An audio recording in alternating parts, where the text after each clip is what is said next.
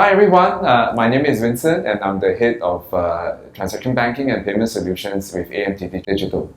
And today we're very honored to have Mr. Kurt Wee, President of ASME, with us to discuss about some of the challenges and solutions and how to expand beyond the shores from Singapore. We'd like to have a short conversation about SME today. And as we all know that SMEs are the lifeblood of every economy, Yes. and they contribute to like 99% of all domestic companies in Singapore and surprisingly contribute more than 50% of the GDP in Singapore. But it's also true that many of them struggle at their initial stages to get proper credit, to go digital, create scale and to innovate.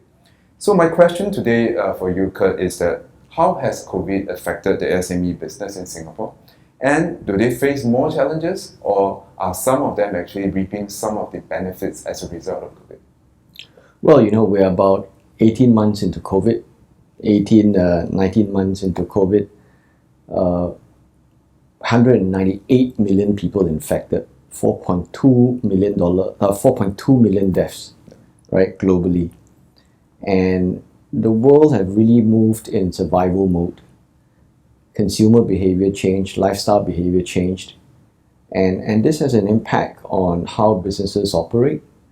If you look at your online transactions personally, pre-pandemic, post-pandemic, and then you extrapolate that on a macro level, the statistical difference is dramatic, right? So there's a change in the way we consume. And there's a way in which business actually have evolved, takeout, delivery, distant transactions, and supply chain solutions are moving at such a speed whereby even though you can be buying from another country, it almost feels like a domestic delivery, right? So the world is really flattened, and I'll say, enterprise activity has been a lot more democratized. There's a lot of factory to consumers direct. And so those businesses that requires a lot of physical, social interaction have been affected. That involves your F&B, your retail, your frontline services, and businesses that are able to serve at a distance have continued to reap the benefits of it. And I think we are unlikely to see a change in this new normal for foreseeable next 1 year at least to 2 years. And that really meant that some businesses have done exceedingly well, but it's not the norm that we hope for because they are the outliers, right? Mm-hmm. Whereas the larger cohort of businesses at large are really suffering. And so the good part, I guess, is that it is really spurred on digitalization, and it's really brought businesses to a forced new level of productivity and efficiency that they could not have. They could imagine it in the past, but they can't believe that they're doing it all at one go.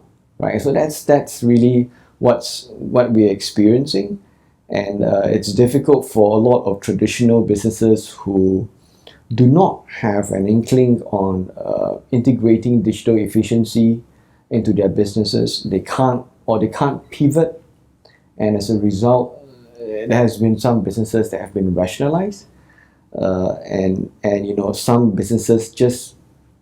They're not bad, but they just don't have the balance sheet to stay the run, to stay the pain.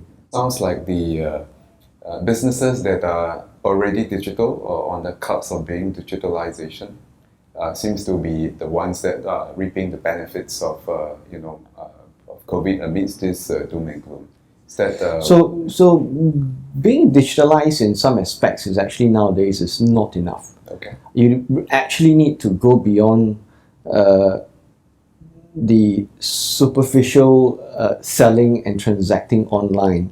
You actually need to start thinking about how do you transpose your business process digitally. And that business process could be a product feedback process, It could be a customer response process or customer recovery process. Right.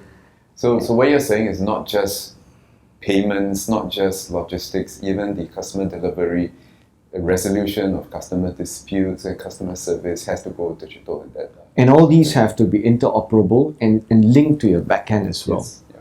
And then you have a good level of efficiency that you can scale on. Okay. Yeah. So one of the questions that we were wondering is that, do you see the challenges or the benefits that's being faced by SME? Do you think they are the same in Singapore and perhaps elsewhere in the region, maybe thinking about Malaysia, Thailand, Vietnam, or even a bit a little bit beyond our shores? I think different economies would have different makeups. So the SMEs would be faced with different opportunities and different challenges. In the case of Singapore, you probably have more well-heeled consumers. You probably don't have a problem with collection, but you have a problem with size. And you have a problem with business costs. And that sometimes can hamper the amount of volume of products that you can roll out. And it actually sometimes can hamper innovation as well. Because you may have some of the best innovation, but there just isn't the domestic market to absorb it. So which is why businesses in Singapore need to identify that particular limitation, and then when they start their enterprise or their business, they need to think multi-market at the same time. And you can't just survive on just depending on the domestic market in Singapore. In the case of Indonesia, for example, huge population, huge opportunity, and the challenge is probably more in terms of purchasing capacity, maybe there is a better opportunity in providing value mid-end products, maybe a smaller market in the high-end products, so population size is a big opportunity in Indonesia. The huge growing middle class is a huge opportunity in Indonesia. I've once had this chair of a listed company, and she told me, she says she was in quite a number of markets, and they actually had to deal with different countries' laws, regulations, culture, and workforce culture as well.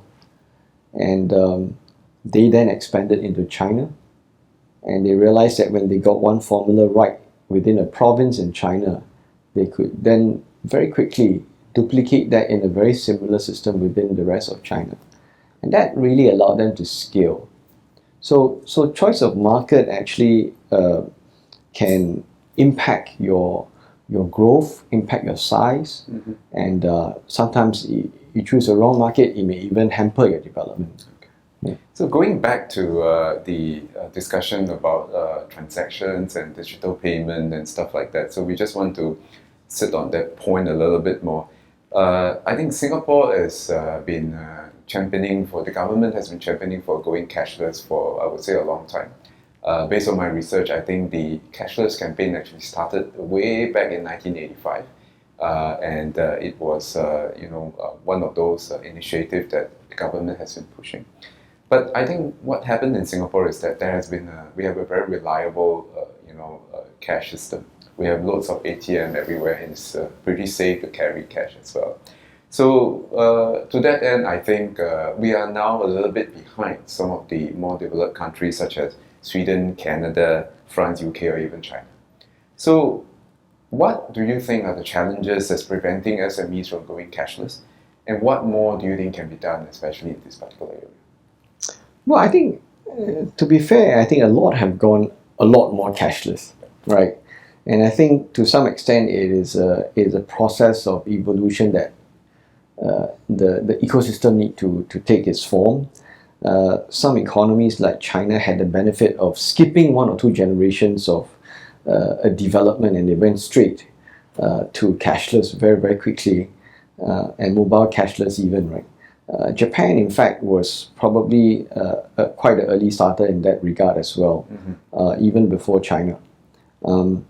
So in the Singapore context, I think it is really the fact that there are about 120,000 micro companies.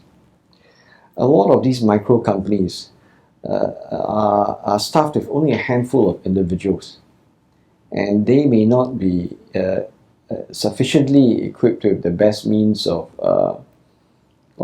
digital tools. They may not be conversant, they may not be confident, and so as a result of that, they fall back on something that is very traditional, hardy, I know it, trustworthy, reliable, which is cash or Excel, or paper records, right?